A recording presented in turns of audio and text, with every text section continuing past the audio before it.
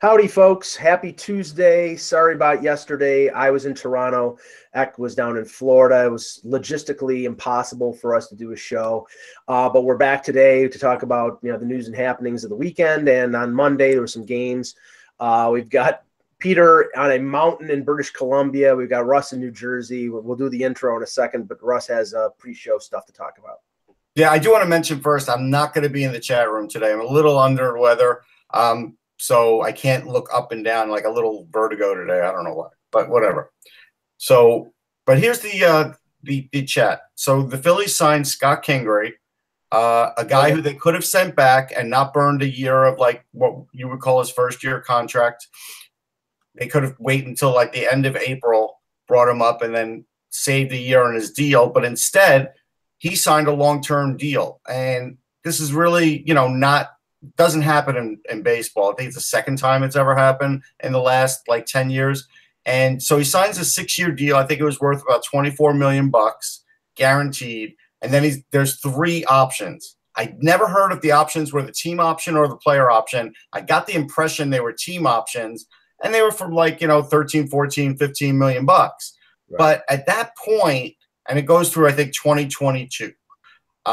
At that point, with the 3 options, if he's a top player like they think he's going to be, his salary would probably be around 25 to 30 million a year instead of 12, 13, 14. But he's got his money now. So this is the great debate, and this is what goes on in hockey too. Like, some guys are more than happy to go on their ELC, so they know that after a while they can get their big deal. And some guys are willing to sign that big deal the minute their ELC is up before they go and sign a bridge deal or anything, so they can just get more money. And so for baseball, this could change everything.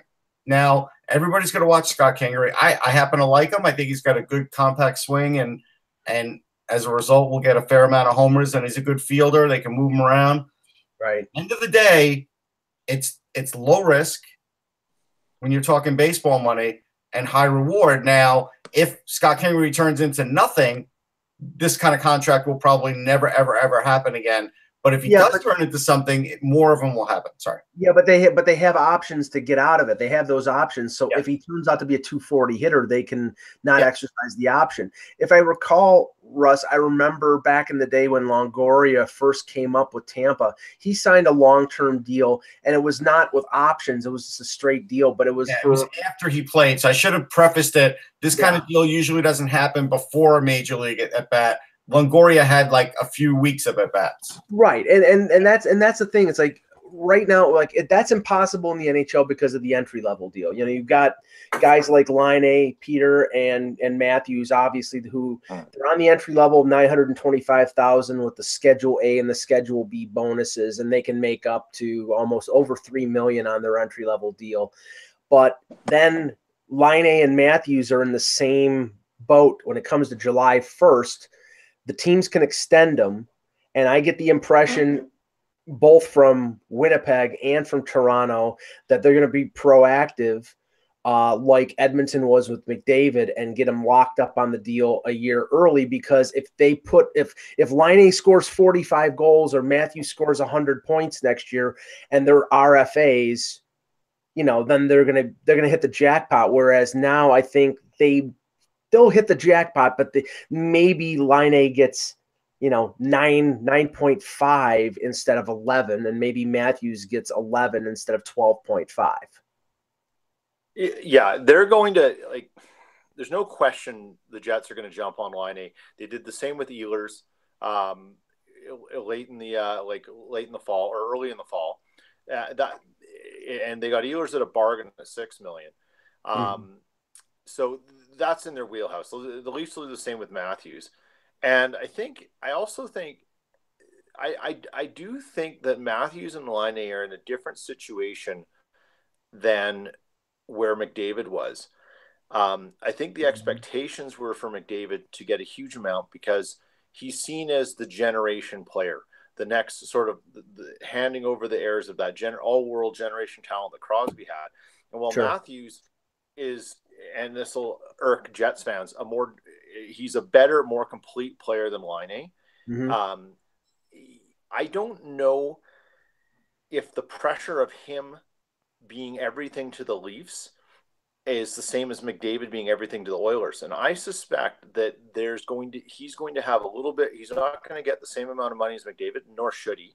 Mm-hmm. And I also think, and I don't think Laine is too. And I think when you look at how the Leafs have done with McDavid or with Matthews out, I think that plays right into Lou and Shanny's hands in that you're not everything. And you don't say it that way, but they can survive without him. And you're better with him. And the same with Laine. When he's been out, they've survived without him.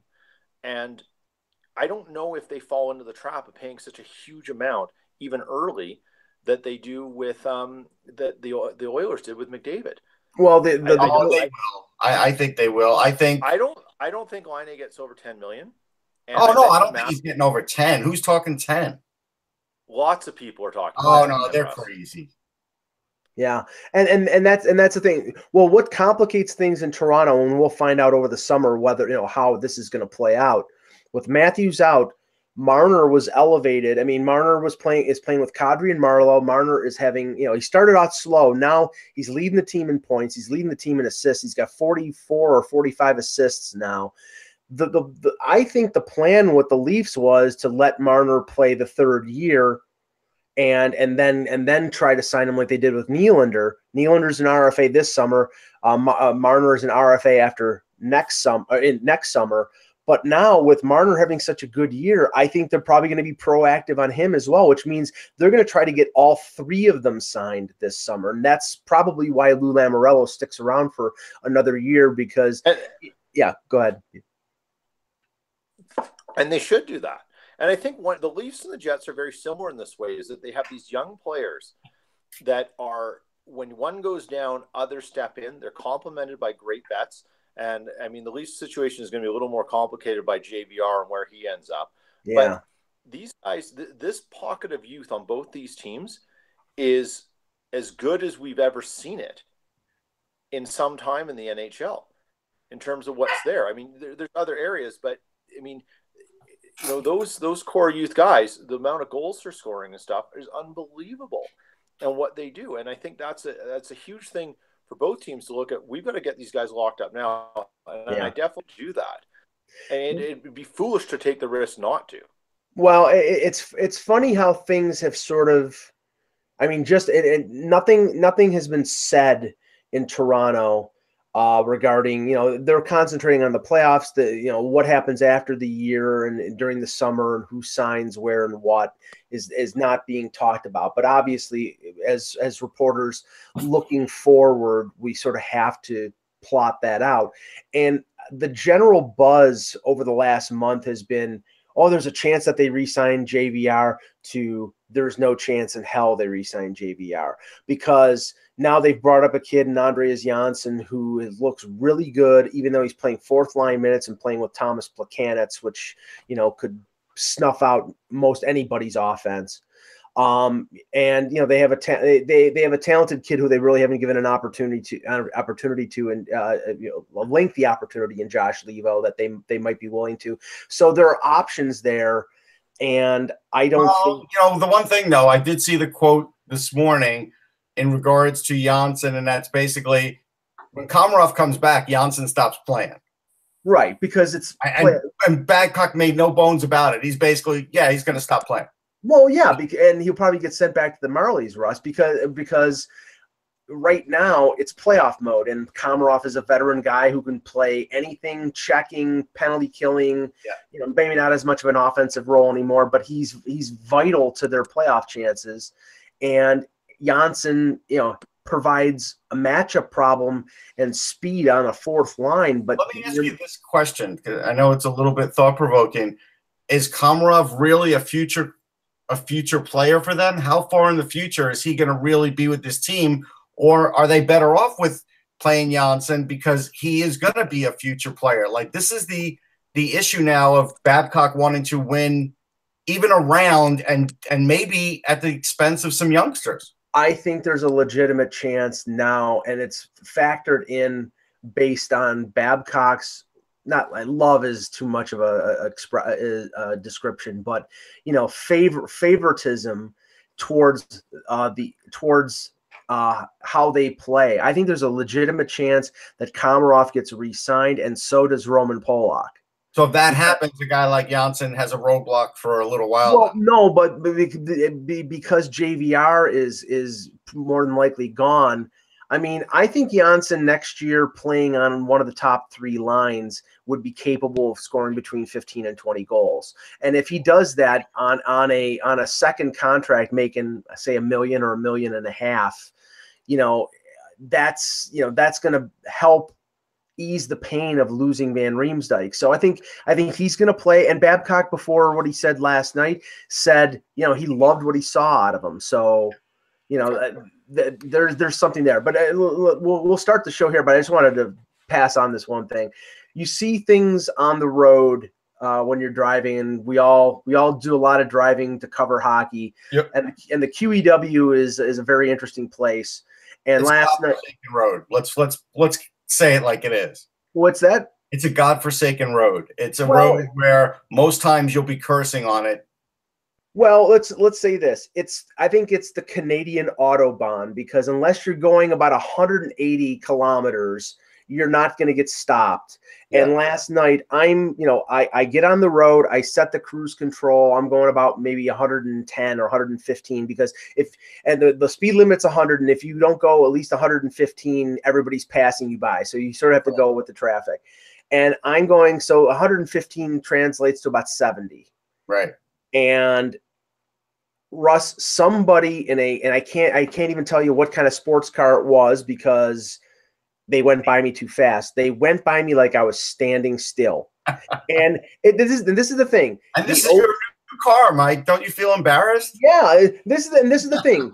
Whenever you need the OPP around, they're never around. It's like, I've never been stopped by the Canadian police, knock on wood, and I don't speed on the QEW. But this guy probably, was going, I would say 200 kilometers. Maybe it was an old Plymouth Duster or a Dodge Challenger. No, maybe it was a Porsche Spider, like James Dean. I just drove from Winnipeg to Kelowna, BC in the winter through the Rocky Mountains and 5 mountain passes. And I saw things on that trip that I couldn't believe I saw people doing in cars. Like, there are people who just have no fear right about what they do with an automobile. And you know what? You're going to end up on a dash cam at some point. Sorry. And my point is, Peter's like, I get pulled over in December going to the World Juniors in Buffalo, doing 61 and a 55. Why bother wasting my time? I paid like a $60 fine, and of course the police were there when I was doing that. But when somebody's going at Mach 1 by me on the QEW, nobody's around. And then, by the way, after I get over the bridge, I'm heading toward Buffalo, going through Grand Island, and a truck was completely on fire on the other side of the road. I was waiting for the gas tank to explode. It was nice. Oh yeah. So it was an interesting and fun trip last night coming back from Toronto. Okay, let's start the show. Hello, Hockey World. Today is Tuesday, March 27th, 2018. Hi, I'm Peter Tessier from Kelowna, or Big White Ski Resort in BC. I'm Russ Cohen from Sportsology. And I'm Michael Agello, driver extraordinaire, and this is the HockeyBuzzcast on HockeyBuzz.com. All right, we'll talk about some of the games last night. And we'll start with the game that I was at, the Maple Leafs and the Buffalo Sabres, and prototypical of, the Sabres always give the Leafs fits, but I think this game was more the fact that the Leafs really don't have anything to play for. I mean, they're in third place. They're locked in the third place. They're 12 points above Florida. They're, I think, 5 or 6, maybe 7 points behind Boston. They're stuck in third place. And on Saturday, they beat Detroit, but they were playing a little loose, a little cute, as Babcock said after the game yesterday. And they did that again against the Sabres. And Jack Eichel won the head-to-head contest against Austin Matthews. The goal that he scored in the first period, he knocked Matthews off the puck. The puck was fed to him. He beat Matthews to the net, and he got it by Freddie Anderson. That's the Eichel that Sabres fans, I think, want to see more of. Yeah, sure, and he'll be able to do that more of that in the future. There's no question. It's good to see that Eichel worked himself back to play the end of the season that was important to him, and he's playing meaningful minutes. That all bodes well for the Sabres. It was interesting, though, because I watched – there was like a live look-in on that, and I guess it was like maybe like a minute 30 left, something like that. And I got to say that Leafs power play, not power play, but extra man on the ice, I don't know. The effort just wasn't there. It really wasn't.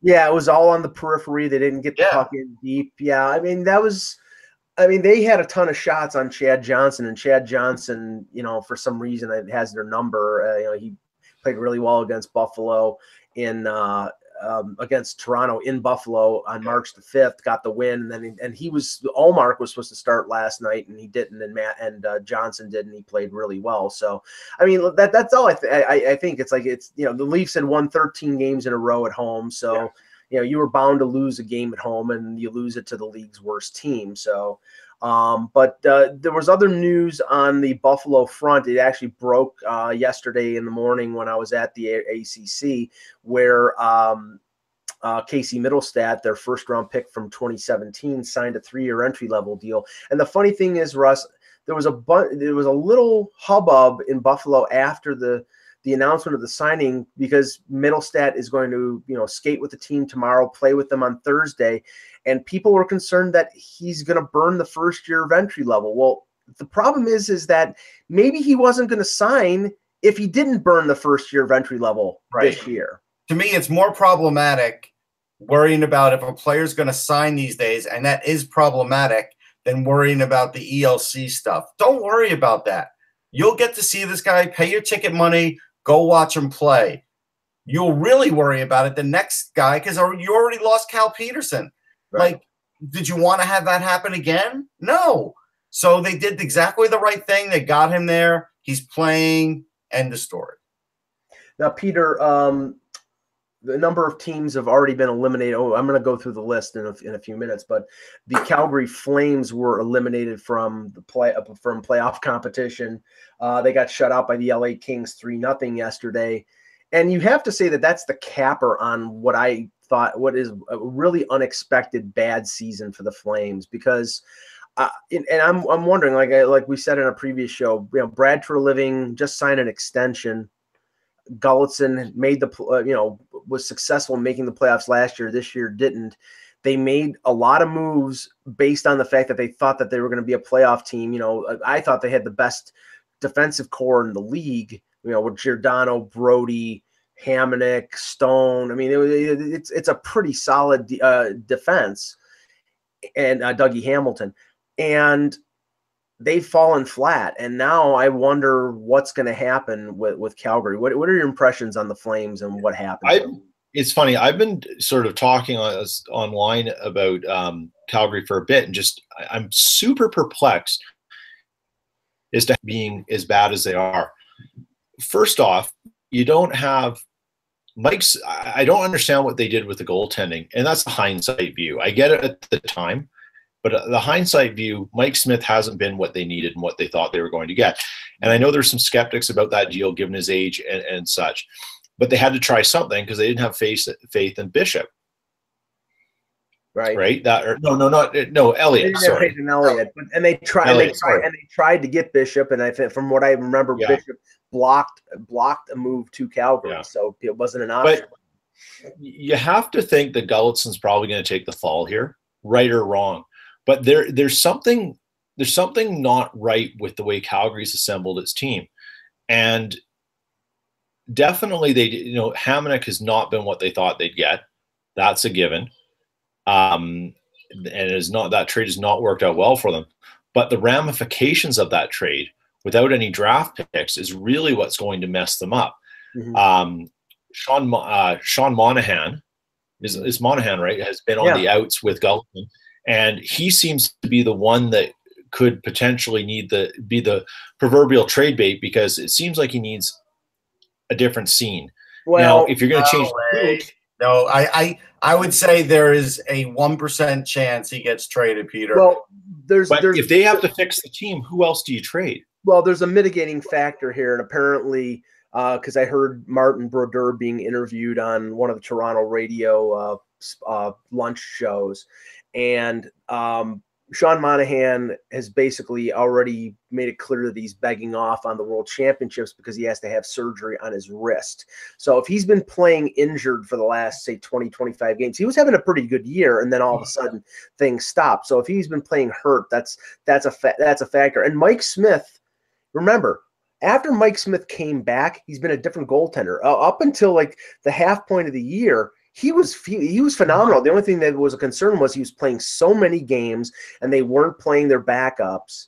And then when they had to play, Rittich or Gillies or whoever, the team took a step back because I think those, obviously those goaltenders are not ready yet, or they're not good enough to be number ones.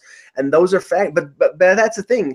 Teams that are playoff teams can overcome some of those things, and they're maybe not deep enough to be able to overcome that, Russ. Yeah, look, their season has gone up in flames, no pun intended. I thought they would be a playoff team. I thought they'd have a chance to make it to the conference finals. I love their defense. On paper, it all looked right. Even, like you said, early in the season when they were here, it looked right. Mike Smith was looking good. Everything was looking good. I don't think Monahan's going anywhere. He and Johnny Gaudreau are magic together. That would be crazy. I think Sam Bennett will go. I also think somebody on defense will go, like a Brody or something, to shake it up. Gulletson could go. I see the pluses and minuses with him.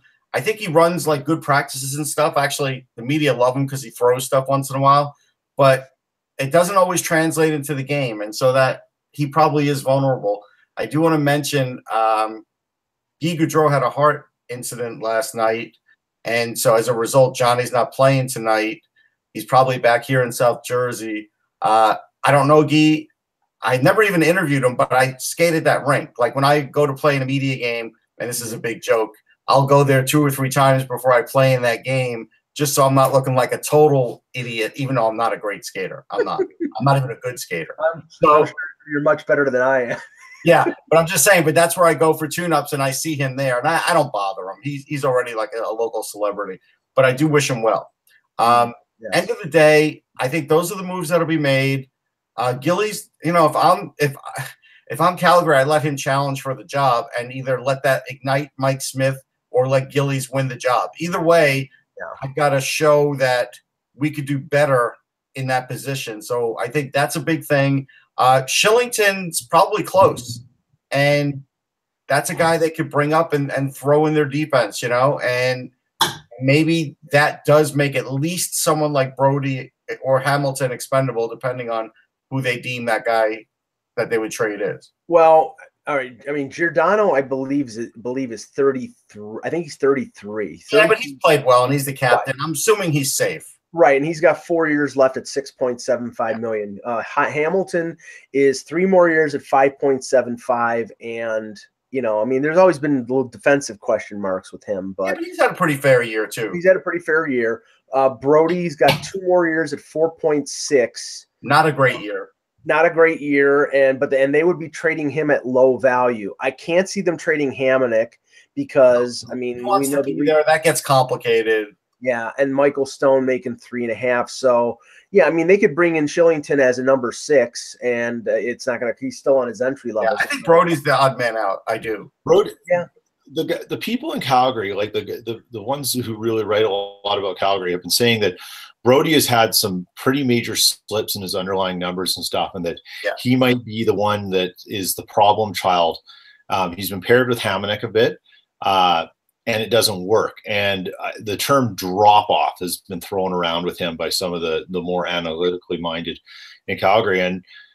But again, they're moving guys all over the roster to get anything going, and it just might not. It might be a nice collection of players and talent, but it might not fit together in the right way. And I think knowing Brian Burke and his influence and stuff, and what he's going to, the trickle down effect of a Burke sort of overseen team, Treliving's going to pull something off, and it's going to be a little bigger.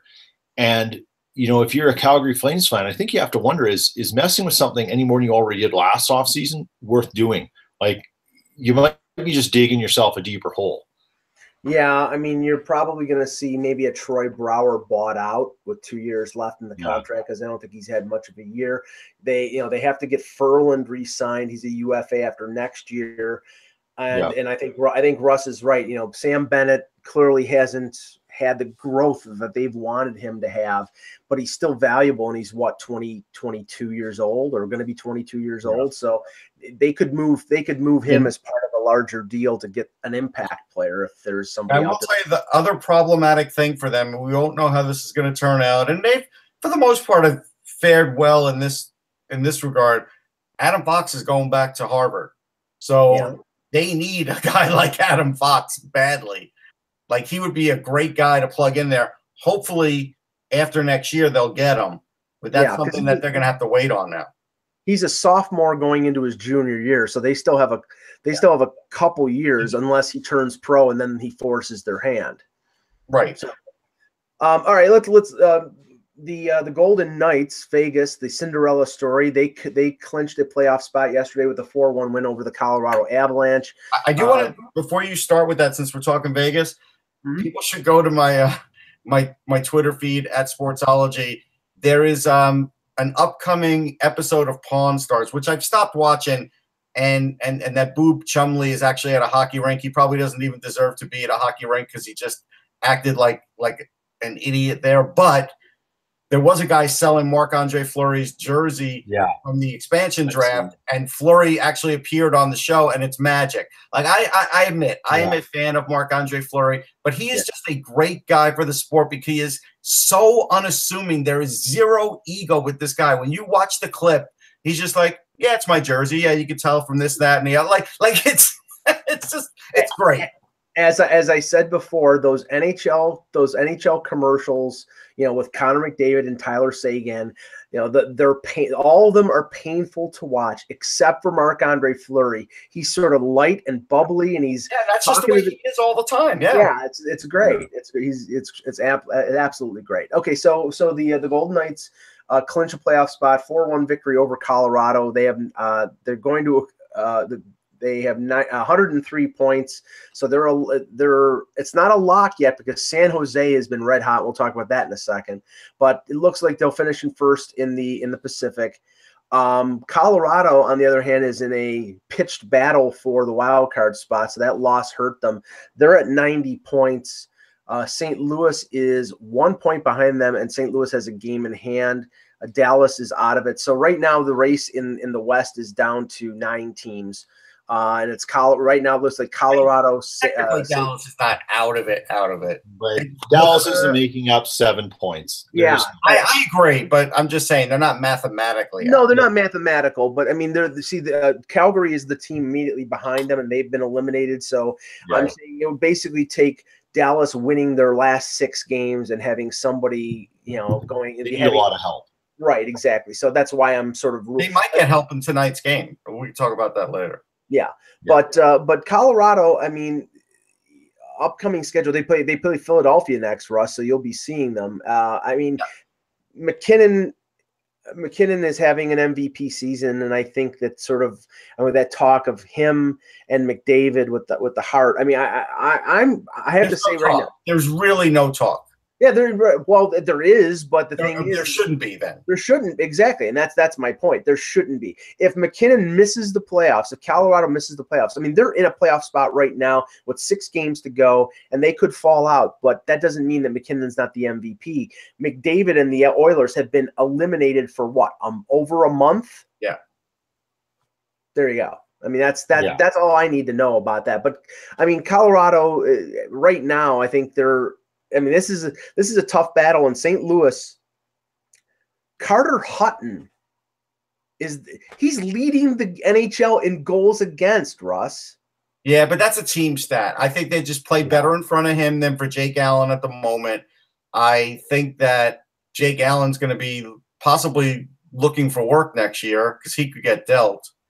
And it's interesting because I had some discussions with people and people who cover the AHL, and really nobody understands what they're doing with Jordan Binnington. But the fact that he's still around does make me think he's finally going to get some sort of shot next year. and maybe that's why he is still around, because it doesn't make sense what all that's happened to him. Like right now he's in Providence, right? I mean, it's crazy. Yeah, there's been an awful lot of goaltenders, AHL goaltenders, loaned to different teams this year. It's like Kazimir Kaskasuo, who's in the Leafs chain, is playing for the Chicago Wolves, and he's playing there because of all the goalies in Vegas that got hurt. But now all of them are back, and he's still in Chicago. So I don't understand what the deal was. Now, just jumping around here, the Panthers win 3-0 over the Islanders. The Islanders have long, I believe they were eliminated. I think it was just yesterday. I know. This has become a contentious thing now in New York. Yes. So the Rangers, huh? Has it ever?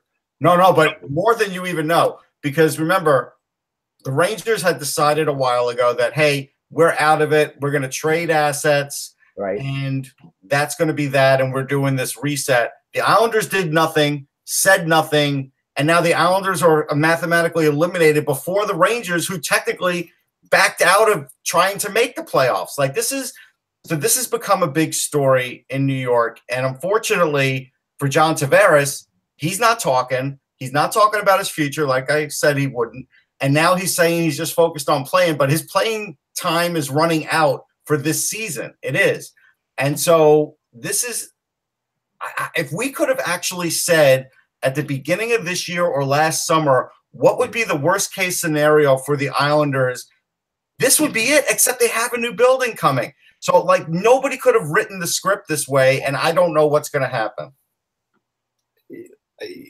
Well, I mean, how do you exactly? I mean, here I am. I'm speechless. Like, there's no real way to encapsulate what is going on with the Islanders that makes any kind of sense. And you can break it down in a micro sense of, well, there's this issue, there's this issue, there's this issue. But to summarize it all is so hard. It is. Because there's timelines involved, there's history, there's all these other elements that affect the micro products of what's on the ice, or the micro problems of what's on the ice. Yeah. And I mean, honestly, you need to clear it out. Like, you need to clear out what's ever driving those problems, and that's Gar Snow and whatever is attached to him. But again, Ledecky's been very quiet, and Snow might be safe. Now, the one guy that could get cleared out or could end up quitting is Doug Weight. And I fear he may step away at the end of the season. He seems very frustrated to me. Hey, Russ, I heard an interview with him, and I think it was Shannon Hogan who does their like in between periods interviews. And he wasn't short with her. It was basically he was just fed up. Yeah, and really was giving one-line answers, and really didn't want to talk about the way the team is playing. And honestly, the thing is, you talk about the Rangers, and I think that there's a little skepticism there because, you know, they thought that essentially them trading off those players was akin to being a tank. Well, they haven't tanked, but they're 3-5-2 in their last 10 games. So that's 500 basically. Yeah. The Islanders are 2-6-2 in the last 10. The Canadians are 3-6-1 in the last 10. The Detroit Red Wings are 1-9 in the last 10. So all the Rangers are guilty of is playing a little bit better than the crappy teams underneath them who have basically mailed it in the last 10 games. Yeah, I think that's fair. I think what's interesting now is, based on the way the odds are and everything else, that I think most teams saw the writing on the wall and said, okay, look, we all still have a chance of winning the lottery. But again, winning that lottery is sort of like winning the Powerball. The chances are not great. And it doesn't matter what the chances sound like either, mathematically, because at the end of the day, the reality is it's not great. So when you had Buffalo and Arizona just beasting it up at the bottom, you know, one of those two teams is likely the team that's going to do it. It's not necessarily, Russ. Somebody else, but but here Edmonton's in that race too. Yeah. Well, here are the standings right now. Buffalo is in last. They have 60 points. Mm-hmm. You've got three teams tied for second last. You've got Vancouver, Ottawa, and Arizona at 63. So, I mean, and Detroit's at 65. Yeah. Like, So I mean, this is Yeah, but this Detroit's rate. going to probably win one, Peter, just because they've gone 1-9. yeah.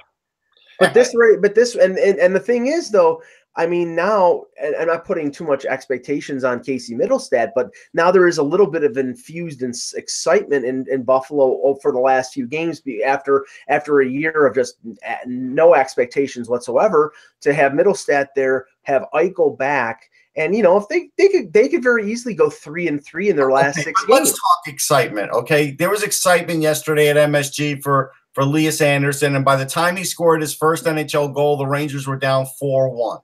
Right. So excitement is nice. It's not going to necessarily equal results. And Philip Cheeto got his first NHL assist, and again, they lost 4-2. There was never a chance the Rangers were going to win that game. People say, hey, they played better than the Caps did the last 2 periods, but I think that had a lot to do with the Capitals doing their usual, hey, we'll score goals, and then we'll take our foot off the gas. I'm just saying that when there are no expectations left and you're playing fast and loose like Buffalo did last night against Toronto, it's very easy to win. And then, like I said, the Leafs they're playing out the string. They're playing games with no consequence. They're just concerned about not getting hurt. There was very little go into the corners and put yourself in a vulnerable position. And I think that's what a lot of players are concerned with. It. They won't say it, and the coaching staff won't say it. But that's, I think, where some teams that are bound for the playoffs, it's just don't get hurt, just don't take too many chances. And, that means an Arizona can beat Tampa Bay. And that's what happened last night. Arizona beats the Lightning 4-1. And that game has consequences, not only for the Coyotes finishing in second last or last, but Tampa Bay is only 2 points ahead of the Bruins. The Bruins have 2 games in hand, and they face each other twice. So the top spot in the Atlantic it's not guaranteed at all right now. No, it's not. But the thing is, no, not at all. Again, this time of the year, I get why some teams want to coast a little bit, but it is a dangerous thing in this NHL to coast. You really have to be certain, and I think the only team that could afford to coast is the Penguins because they know what it takes to win. Everybody else should not be coasting, Capitals especially. It's funny, Peter, that the only 2 teams in the West that can afford to coast right now are Nashville and Winnipeg. Yeah. And watching that game on Sunday night, there was no friggin' coasting. That game was nuts. I mean, this is the series everyone wants to see, and when it happens, it won't even be to put a team in the Stanley Cup final. Right. That's the problem. If it happens, so a couple of things have to happen before then, but.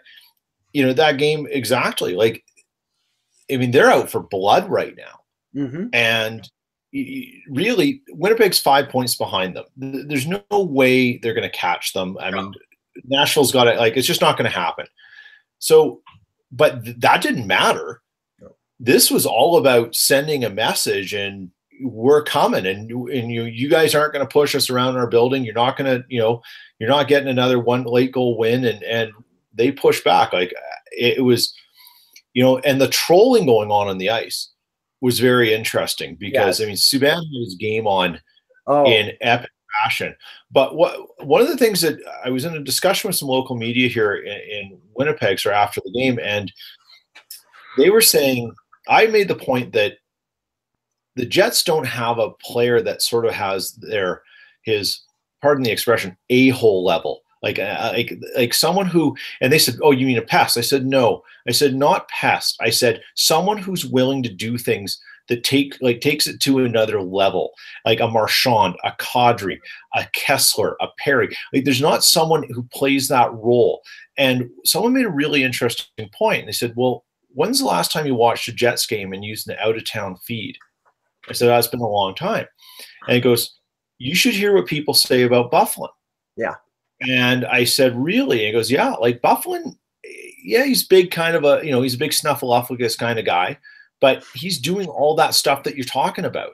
Yeah. And we just don't hear it because your local announcers aren't talking about it necessarily. And unless you're looking at it, and I was like, it was kind of illuminating to me. And Byfuglien does have the most playoff experience on the entire team, along with Stastny now.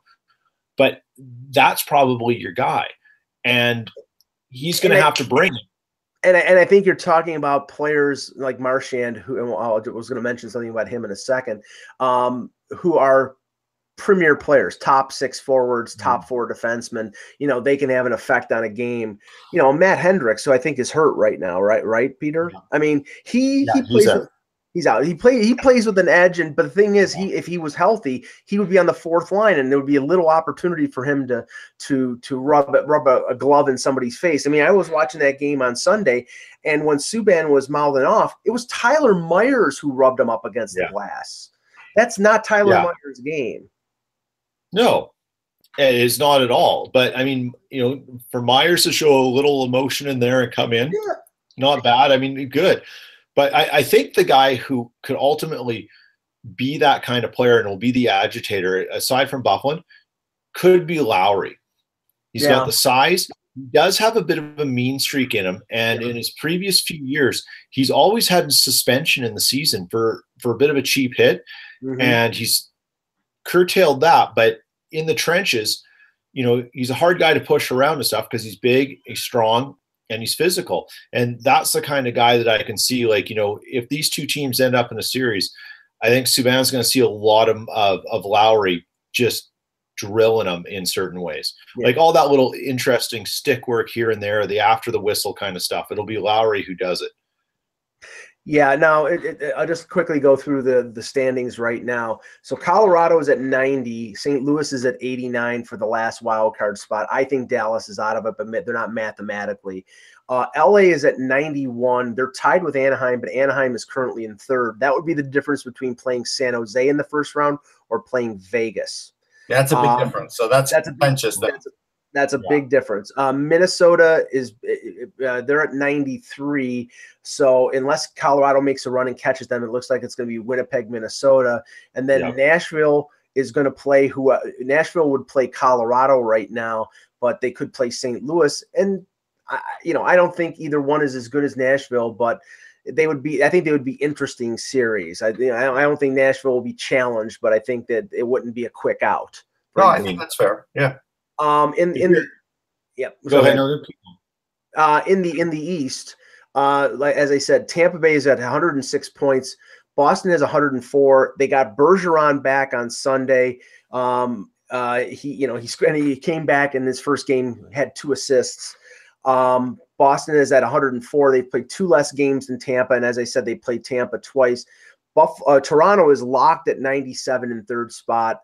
Washington leads the Metro. It looks like Pittsburgh and Columbus are bound to meet in the first round unless Philadelphia. Now, Philadelphia is tied with Columbus, and Columbus did lose Nick Foligno for 2 to 4 weeks. So that might send Columbus down a bit and Philadelphia up. And if that happens, then it's Philly-Pittsburgh, which I'm sure you would hate, Russ. That would just be not entertaining at all. No, but Flyers fans would hate that because I think they've realized now that if you put those guys in a series or even you let them play 12 games, Pittsburgh's winning 11 out of those 12 games. So you think they would rather face Washington than face Pittsburgh?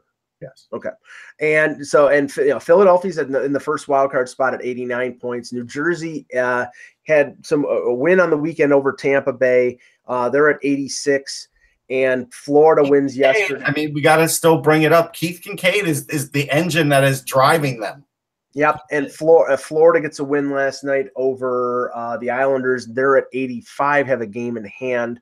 So, I mean, there are going to be some good races over the last week and a half. I mean, there's definitely a lot of games of consequence.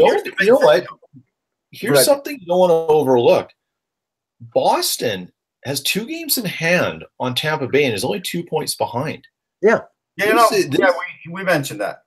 Yeah, okay. I mean, that's an important thing to consider here because, if I'm the Leafs, well, I'd rather play Tampa Bay than I'd rather play Boston. I know. I'm telling you. Well, okay. Like I've used this analogy before. It's either death by hanging or death by firing squad. You've got one team that is offensively as good as Toronto. I mean, deep, talented. Yeah.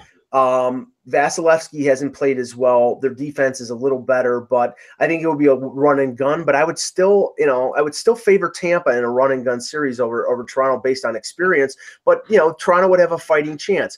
Boston, it's a completely different series. They're going to be rough and tumble. You know, Brad Marchand is already talking crap on social media. Mike Babcock yesterday was talking about watching the Boston-Minnesota game on television and turned it off because Boston was playing too well. And Marchand responded on Twitter. He says, it's called playing mind games. So Marchand is being as annoying on social media as he is on the ice. And you know that that's going to be a dynamic of a series against Toronto. I mean, I would say this, end of the day for Toronto, you might catch Tuukka Rask off his game or you might get in his head. Tampa's got too many other weapons. I agree with Mike on this one. Yeah, I mean, I think Boston would be the preferable team to the team that you would prefer to play against because of injuries, all these players coming back, and a lot of their depth players are rookies. I mean, I Dalton Heinen and DeBrusk, and I think McAvoy's an exceptional talent, but they don't have a ton of experience. Whereas Tampa Bay added McDonough, and they have Ryan Callahan and Chris Kunitz as their depth guys. They have guys who know how to win. Dan Girardi too. And Dan Girardi too. And Tom Strawman too. Yeah, so I mean that's Rangers, sir. Yeah, I mean, right. It's well, yes. And Marcus Johansson basically was talking trash, and reasonably so, because on Marchand based on the hit that he laid. I don't think he's Russ. Has he played since that hit? No, but he's practicing now. Yeah, he came out and said that the hit was stupid. There was no hockey play there, and he hopes that Marchand doesn't end somebody's career. And he does play on the edge, and that type of play is going to. Of course, I saw online yesterday, a buddy of mine writes, well, Brad Marchand should be in the Hart conversation. And again, that Hart conversation is like 7 or 8 deep. Like, when's it going to stop? I think it's as many as 10 people, but again, and I'll be unpopular here, none of those 10 should be named Connor McDavid. He is not in this conversation. I don't think so. He should not be in this conversation. Part of being the most valuable player is to get your team in the playoffs. And if you're not in the playoffs, you're not even in the race. Yeah. So this whole MVP thing, you know what's happening with the MVP is that we're using things that were never used to define what an MVP is. Sure. In the same way that we brought analytics in. So now the arguments come in, well, he's got even strength points like this. He's got even strength points like that. So is it fair to say that for the people who have a vote, should you change what you use as a voting requirement for your MVP? Are you going to look at different things now, or do you do traditionally? Because my thinking is, right or wrong, I don't have a horse in this fight, and I don't really care. But right or wrong is elective comes from the league, the trophy, that these are the requirements you can use as you need to stick to what it's always been. Mm-hmm. The same thing. The league basically said that in the GM meetings, Peter. They're not changing the definition of it now. It's not the definition. The definition stands. It's what people use to arrive at that definition. So if you're a guy, say you're Bob McKenzie, okay, and you've had a vote forever. Does Bob McKenzie go and say, you know what, this year I'm going to use this to define what MVP is for me? I mean, chances are probably not, but like what I do, I can only talk about what I do. And what I do is I do look at everything that's sort of out there just to see if I am missing something. But at the end of the day, the league's not going to ask these writers to do that. They're just not. No, and I think that's why we have these ridiculous online conversations that you see with people going hell bent on them about what MVP means. And it's like the point is and they're missing the point. The argument is not that Connor McDavid should win the MVP because of this stat or that stat. It's that the argument is you need to now say those stats are important in the decision. Once they're accepted that they are, then we can have that debate.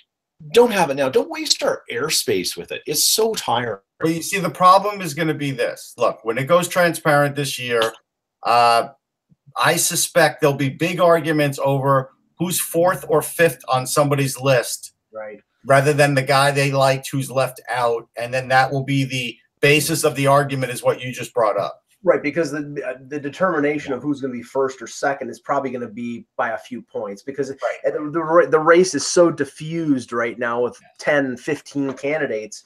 Fifth place votes are going to matter. Right. So yeah, and you know, I won't get a vote this year. I hope to get one in the future.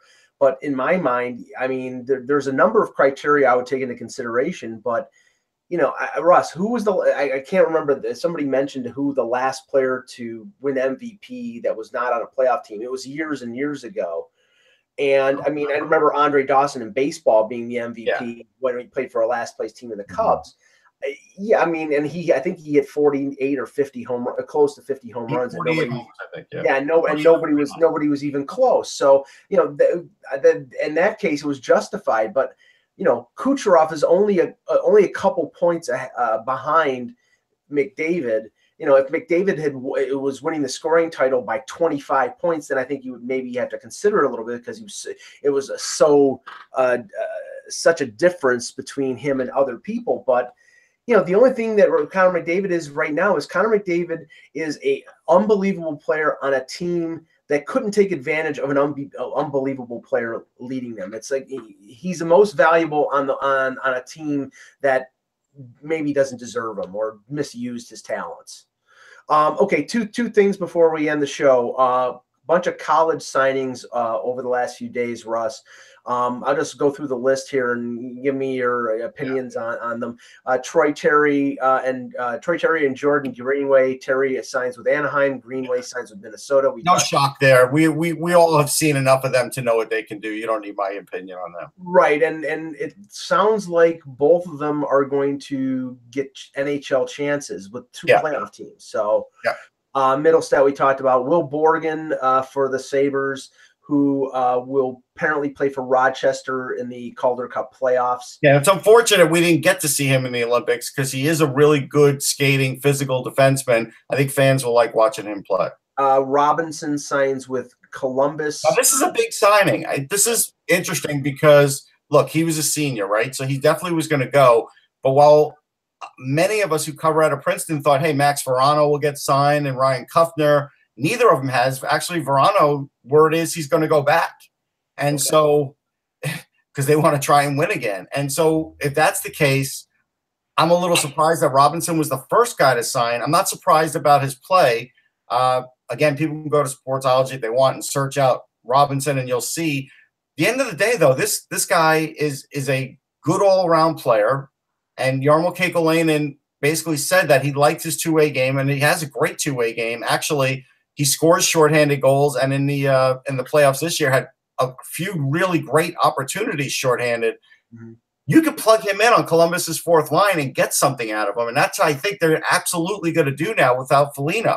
So This is actually a great signing for them, for somebody they could throw in there with a little bit of age, with speed, and a little bit of size and strength. It's not like he's a big guy. I think he's only 6'1". Sure. But again, that's really smart by Kekalainen. Shane Gersich signed by Washington, and Adam Garrett. I'm sorry. And Adam Gaudette. There was a lot of worry from Vancouver fans whether they were going to get Gaudette signed, who led the NCAA in scoring, I believe, but they did get him on a 3-year entry-level deal. The name that is apparently being bandied about with a few teams is Daniel Brickley, a defenseman from Minnesota State. He's apparently going to one of 3 teams: Detroit, San Jose, or LA. He's basically 6'2", so good enough size.